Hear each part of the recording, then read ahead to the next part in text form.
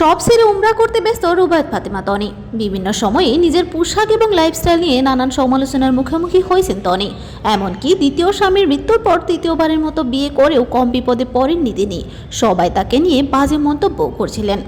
আবারও মেয়ে সানবিকে তার বাবা নিজের কাছে রাখতে চাইলে সেটা নিয়েও কম ঝামেলা হয়নি তনির জীবনে।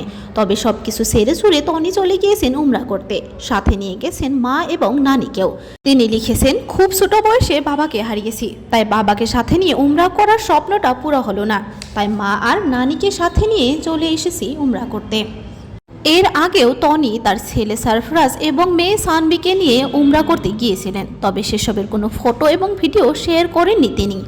আগে যখন তনিকে জিজ্ঞাসা করা হতো কোনোদিন উমরা করতে যাবেন কি না, তখন তিনি বলতেন, এটা ব্যক্তিগত বিষয়, আমি হজ করতে গেলে সোশ্যাল মিডিয়াতে সেটা প্রকাশ করব না। তনির উমরা করতে যাওয়ার সিদ্ধান্ত আপনাদের কেমন লেগেছে কমেন্টে জানাবেন। ভিডিওটি ভালো লাগলে অবশ্যই লাইক, কমেন্ট, শেয়ার এবং সাবস্ক্রাইব দিয়ে পাশে থাকবেন।